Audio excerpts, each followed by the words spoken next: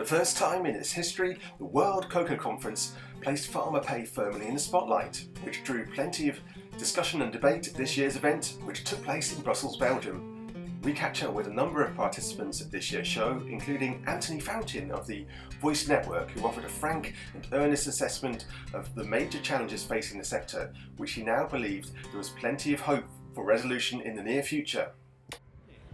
So if I look at everything that's been said for the last 3 days, it feels that sustainability has won the battle for the words. Every important thing that needs to be said has been said here.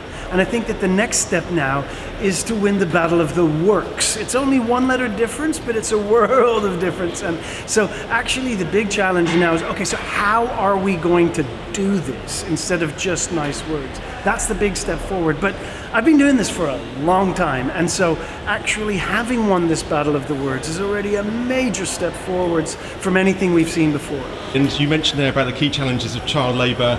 You mentioned it might be coming down slightly, but how hopeful are you that it will actually finally get resolved through having discussions like these? The first step in dealing with a problem is acknowledging you have one to start with. And so we need to actually be willing to face the uncomfortable truths. If we can't do that, then we can't actually solve them. And so I would say that over the past couple of years, we've started to see really, really hopeful metrics around child labor, that when companies are doing the right thing, they can reduce quite significantly just through the CLMRS systems alone. You can get like a 30% child labor reduction, but if you couple that with paying a fair price and giving long-term supply stability to farmers, you can even get to like a child labor prevalence rates under 5%. So companies like Antonie Fountain that's showing this is possible, I would say are showing that for the first time in the 2 decades that I've been doing this, I actually believe we can win the fight against child labor. And you mentioned about the environment there with deforestation, another massive issue. Do you think that the chance exists to actually reverse those sort of decades of damage that have been done by industry? So we can't reverse the damage done on deforestation, because once the forests are gone, they're gone for good, and it will take hundreds of years of letting these rainforests go back. I think very few people realize how long-term and just catastrophic the impact of deforestation is. But I do believe that we're moving into a new era where it's no longer voluntary. So the regulations that are coming, and specifically in deforestation, the EUDR, the deforestation regulation, is a major game changer, because it's no longer a choice of doing the right thing versus profitability. The question now is, do I go to jail, yes or no? Or do I actually want to make money in the first place, yes or no? And if you want to make money, you're going to have to comply to deforestation rules.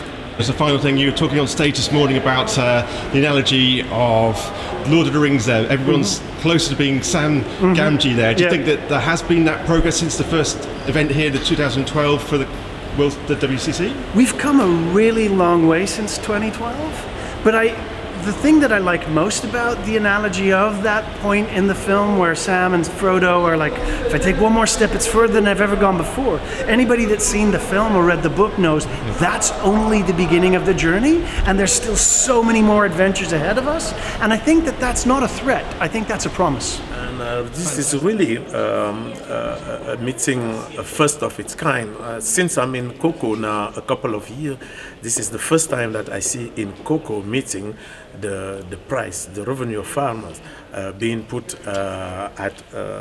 in place.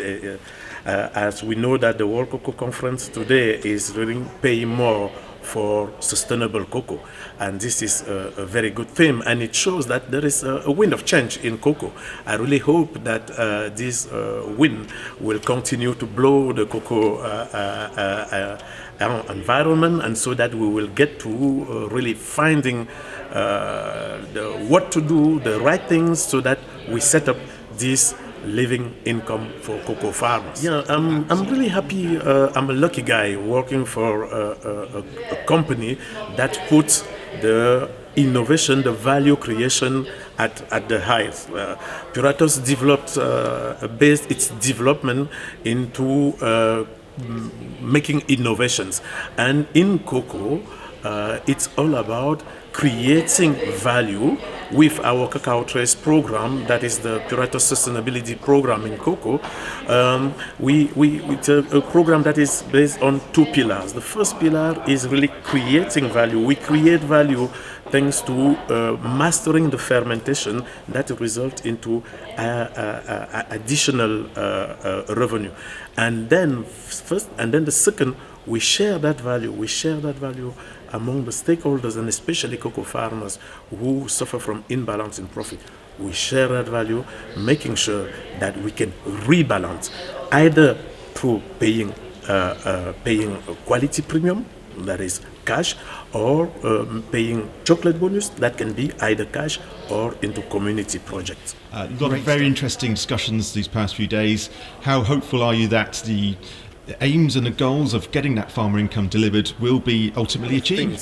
For sure, there are things that are linked to understanding the cost of producing cocoa. This is a key point, but I have to admit there are also elements that are with the market, meaning if we want to pay to the farmer what is needed for them, we have to make sure that we can sell in the market, and this is where this value creation is important, because the value creation will result into additional revenue, and that additional revenue will help paying well the farmers. The past 3 days have been great. The conference is really, really well organized. I think there's great representation from across the sector here this year. Great representation from origin countries, including farmers, which is always key for the success of these conferences. So it's been really excellent for us at Rainforest Alliance to be here and participating. Absolutely, and it's sort of been 6 years since the last one in Berlin. How important is it that the industry does convene for shows like this? It's so important. As I was mentioning, this convening is just so key for making connections, building trust, having these tough conversations that we need to have around sustainability, and moving forward on finding solutions. So I think these types of conferences, these types of events are really critical for our work. Yes, tackling the core issues of deforestation and also linked to cocoa's child labour. How can Rainforest Alliance assist on those topics? Yeah, great question. So we're here because our work in certification, in landscape programs, our work in supporting farmers and companies on compliance with EUDR is all really critical to the work that we're doing as an organization, and key to the topics that are being discussed here in every panel. I think there have been some key speakers here who have really gotten the message across that we are making progress, things are happening, maybe at a slower pace than we'd want to see, but we're really moving in the right direction. Companies are getting it, governments are getting it, and we're really moving forward together as a sector in a successful way. So we have a long way to go, but we're really getting there step by step. Great, thank you so much. That's brilliant to speak to you. Thank you, Kerry. Well, as the Federation of Belgian Chocolate, Biscuits and Confectionery, it was really important that we participated in this event now that it was held here in Brussels. Chocolate is extremely important. Belgian chocolate is known the world over, and we really wanted to participate in here, not only to show that our Belgian reputation is great for its quality, but that we also want to contribute in making the sector more sustainable. Well, indeed, in the Declaration of Berlin in 2018, it was decided that farmer pay, farmer income would be the priority for everyone in the coming years. And we have taken then, as a federation, also this next step. We participated in Beyond Chocolate. It's the multi-stakeholder initiative that has been started in 2018, and we were one of the real strongholders. In the meantime, 90% of the chocolate sold in Belgium is certified, and that's our first intermediate goal. By 2025, we want to have all chocolate sold in Belgium certified under one program. So thank you very much indeed, Michel, Arrion, for joining us on the final day at the World Cocoa Conference. How do you believe it's gone in this time? Well, I cannot compare because that was my first World Cocoa Conference, but I must trust all the very positive feedback received from many people who attended the previous editions.